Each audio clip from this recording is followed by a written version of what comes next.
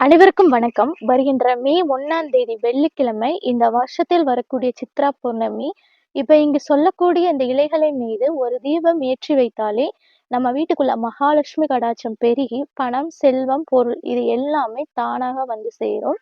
அது என்ன இலை? அதில் எப்படி நம்ம தீபம் ஏத்தணும்? அப்படிங்கிறத பற்றி தான் இந்த பதிவுல நம்ம தெரிஞ்சுக்க போறோம்.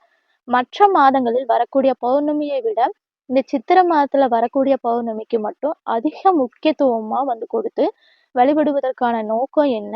என்பதையும், அப்புறமா சித்ரா பௌர்ணமி அப்படிங்கிறது ஒரு விசேஷமான ஒரு நாள் என்றே கூட சொல்லலாம். அதுலயும் நம்முடைய பாவ புண்ணிய கணக்குகள வர வைக்கக்கூடிய சித்ரகுப்தர் வந்து அவதரிச்ச இந்த ஒரு சித்ரா பௌர்ணமி அன்று நம்ம வழிபாடு செய்யும்போது, நம்மளுடைய சகல விதமான பாவங்களும், சாபங்களும் நீங்கும்.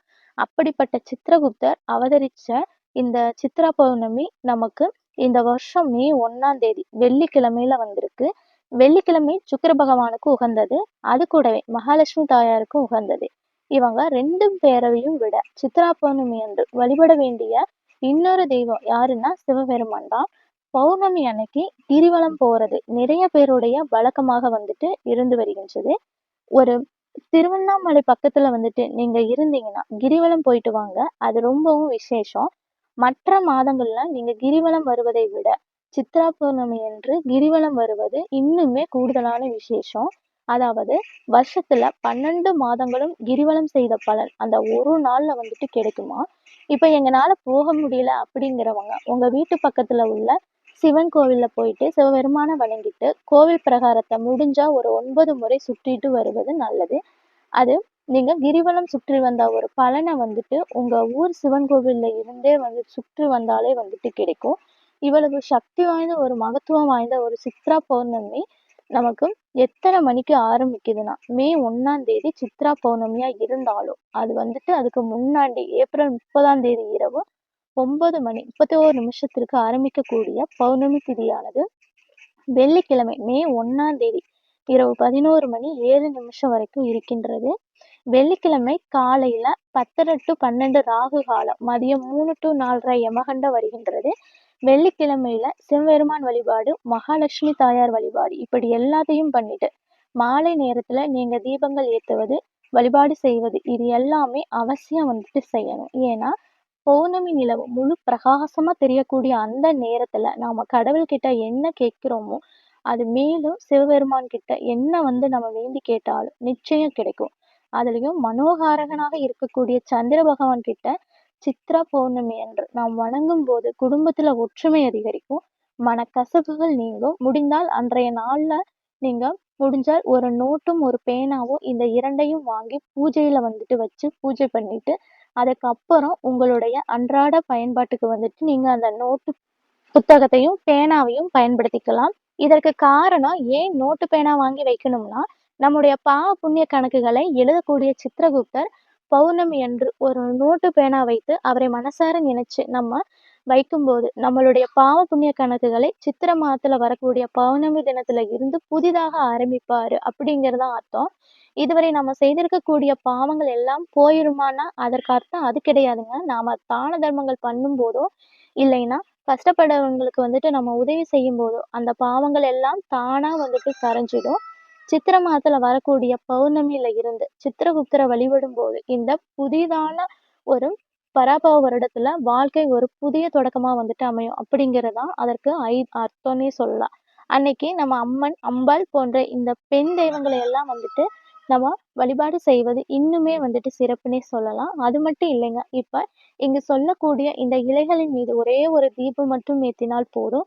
ஆனால் அந்த தீபம் குறைந்தபட்சம் 1/2 மணி நேரத்துல இருந்து ஒரு 1 ஹவர்க்குள்ள வந்துட்டு நம்ம வீட்ல பூஜை அறையில எரிய விடுங்க. முதல்ல அது என்ன இலைன்னா, அதுதாங்க மகாலட்சுமி அம்சம் நிறைந்த மருதாணி இலை. அதாவது மகாலட்சுமி கடாட்சம் அதிகமாக இருக்கக்கூடிய 108 பொருள்களில் அதிசக்தி வாய்ந்த ஒரு பொருள்னா அது இந்த ஒரு மருதாணி இலைதான். சுபகாரியங்களுக்கு அதிகமாக பயன்படுத்தக்கூடிய அந்த மருதாணி இலைகள் வந்து அதுவும் அந்த மருதாணி தலையோட வாசத்திற்கு வந்துட்டு மகாலட்சுமி தாயார் வந்து நம்ம வீட்டிலேயே தங்கிடுவாங்களாம். அந்த அளவுக்கு ஒரு அற்புதமான ஒரு தாந்திரிக பொருள்னா இந்த மருதாணி இலைதான். முதல்ல இந்த தீபத்தை ஏத்தணும்னா வெள்ளிக்கிழமை இரவு 6:30 மணிக்கு மேல ஒரு 7 மணிக்குள்ள முழு நிலவு வந்து பிரகாசமா தெரியும். அந்த நேரத்துல நீங்க ஏத்தி வைக்கலாம். இல்லைன்னா வெள்ளிக்கிழமை அப்படிங்கிறதுனால சுக்கிரஹோரை இரவு 8 to 9 அந்த நேரத்துல ஏத்துறது ரொம்பவும் விசேஷம். அதற்கு ஒரு சிறிய தட்டுல ஒரே ஒரு கைப்பிடி அளவு மருதாணி இலைய பறிச்சுட்டு வந்து, அதை நல்லா கழுவிட்டு தட்டுல பரப்பி வச்சுக்கோங்க. அதற்கு நடுவுல ஒரு அகல் விளக்கு வைத்து பஞ்சுத்திரி போட்டு தீப எண்ணெய் இல்லைன்னா நெய் விட்டு தீபம் ஏற்றி வைக்கணும். இந்த தீபத்த உங்க வீட்டோட பூஜை அறையில நீங்க ஆல்ரெடி வந்துட்டு ரெகுலரா தீபம் வந்துட்டு ஏற்றி வைக்கிற அதே திசையிலேயே வந்துட்டு ஏற்றி வைங்க. இதனால நமக்கு என்ன நன்மைகள் எல்லாம் வந்துட்டு கிடைக்கும்னா, நம்மளுக்கு மகாலட்சுமி கடாட்சம், மருதாணி அப்படிங்கிறது மகாலட்சுமியோட சொரூபமா வந்துட்டு விளங்குது. இந்த இலைகள் மேல நாம தீபங்கள் ஏத்தும்போது வீட்ல அஷ்டலக்ஷ்மியோட அருளும், செல்வ வளமும் வந்துட்டு நமக்கு பெருகும் அப்படிங்கிறது தான் வந்துட்டு நம்பிக்கை. அடுத்தது கணவன் மனைவிக்கிடையே ஒற்றுமை. அதாவது மருதாணி மங்களத்தோட மறு உருவம்னே சொல்லலாம். வெள்ளிக்கிழமையில மருதாணி இலைகளை தாம்பலத்துல பரப்பி தீபம் ஏத்தும்போது தம்பதியர் இடையே வந்து இருக்கக்கூடிய கருத்து வேறுபாடுகள் நீங்கி ஒற்றுமை அதிகரிக்குமாம். அடுத்தது கடன் தொல்லை தொடர்ந்து 5 இல்லைன்னா 11 வெள்ளிக்கிழமைகள் வந்து மருதாணி இலை மீது தீபத்தை ஏத்தும்போது ரொம்ப நாட்களாக இருக்கக்கூடிய பண கஷ்டமும் கடன் சுமையும் குறைய ஆரம்பிக்குமாம். இதை வந்து ஆரம்பமா ஒரு முதல் வாரமா நீங்க வந்துட்டு இந்த ஒரு வெள்ளிக்கிழமை சித்ரா பௌர்ணமியில வந்துட்டு கணக்குல வைத்து ஆரம்பிங்க. அதற்கு பிறகு நீங்க 5 வாரமோ இல்லைன்னா 11 வாரமோ நீங்க தொடர்ச்சியா ஏத்தி வழிபடலாம். அடுத்ததா மன அமைதியையும் நேர்மறை ஆற்றலையும் குறிக்கக்கூடியதுதான் இந்த மருதாணி இலை. இந்த மருதாணி இலைகளுக்கு வந்து இயற்கையாகவே வந்து குளிர்ச்சி தன்மை வந்துட்டு அதிகம்.